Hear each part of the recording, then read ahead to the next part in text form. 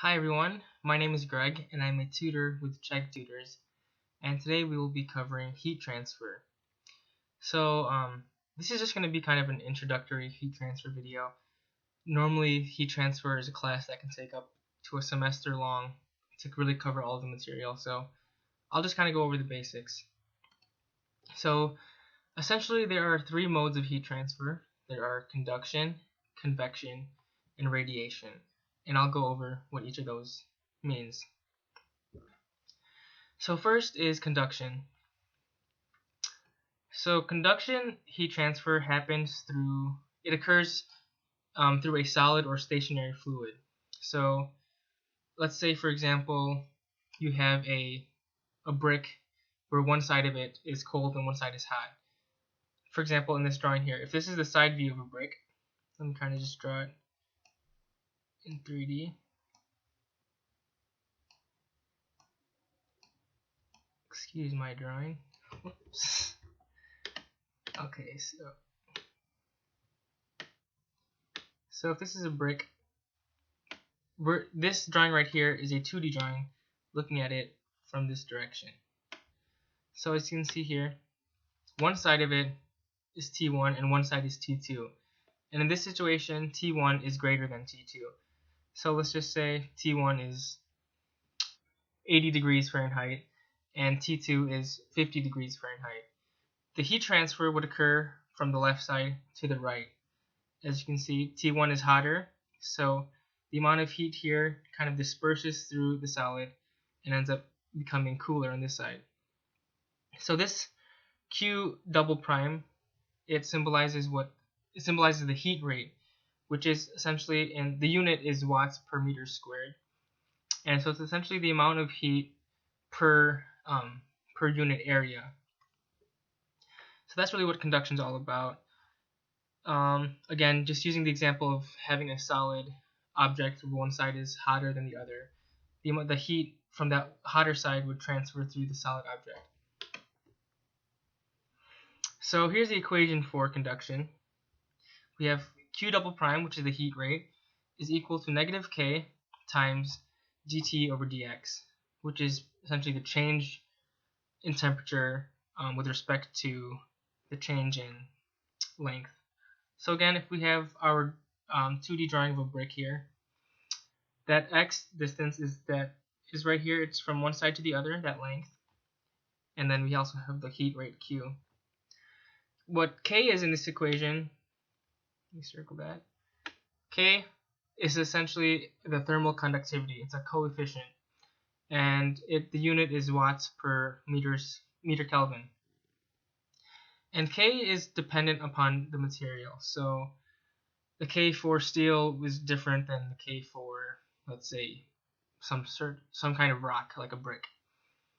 So that is pretty much how you solve a conduction problem using this equation right here. This pretty much governs conduction. The heat rate is equal to negative K times dt over dx.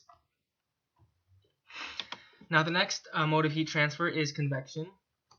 So what convection is, the heat transfer happens from the surface to a moving fluid.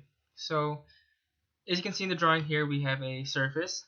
Let's just say it's any surface with moving fluid blowing over the top. So say for example you have a hot bowl of soup. If the surface of that soup, that surface of the soup has a certain temperature, a really hot temperature, let's say 100 degrees Fahrenheit. If you blow over the top of it, you're essentially creating convection. So that's essentially how you cool something that's hot, is by blowing out a fluid, and that fluid is moving. So as you can see here, we have a moving fluid, let's say at a temperature T infinity, and we have that surface temperature. And in this case, in the same case with a bowl of soup, the surface temperature is greater than the temperature of the moving fluid, which means the heat rate would go from the surface to the moving fluid. That means that the heat from the surface is essentially decreasing and it's dissipating because the fluid is blowing over the top. So again, when you think of convection, you can think of using a fan to cool something, or using your own breath to blow onto a surface to cool it. So the equation for convection is Q double prime, which is the heat rate, is equal to H times surface temperature minus the temperature of the moving fluid. So we have here H is the convective heat transfer coefficient, which is in the units of watts per meter squared times Kelvin. And again, like similar to the thermal conductivity of conduction, H is dependent on the fluid that's blowing over whatever surface. So let's say you have H of air is different than H of, let's say, water. Because in some cases of convection, not only can you use air to cool something, but you can use water to cool something. In a lot of like machining applications, they use a cooling fluid. They spray it onto the item that's being machined, and essentially what's happening is convection. So H is dependent on the fluid. It could be air, water, or any other fluid. And the last mode of heat transfer is radiation. And radiation occurs between two surfaces. So as you can see here, we have a surface up here and a surface on the bottom. This top surface has a temperature of T1, and this bottom surface has a temperature of T2. So as these red lines, they symbolize the heat rate. We have Q1 double prime and Q2 double prime. Q1 double prime is the heat rate coming from surface 1.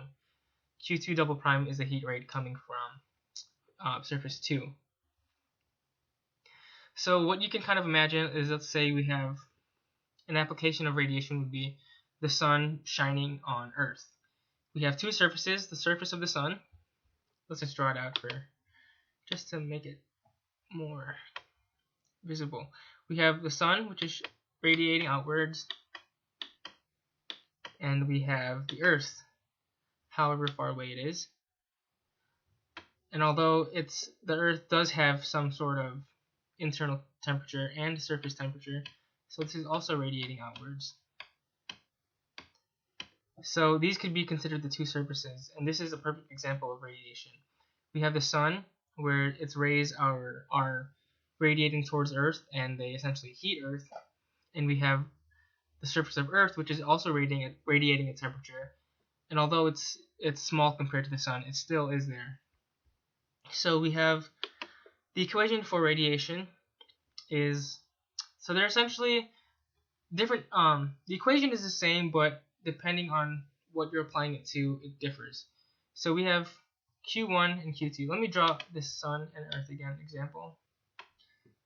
So we have the sun and Earth. Let's say Earth is surface 2, the sun is surface 1. So if we wanted to find the heat rate coming from surface 1 to surface 2, which is the sun going to Earth, we would have the equation. We have this, it's emissivity of the body is it's essentially a constant. It's between 0 and 1 times the Stefan-Boltzmann constant times T1 to the 4th minus T2 to the 4th. And again, if you're trying to find Q, this is the heat rate from 1 to 2.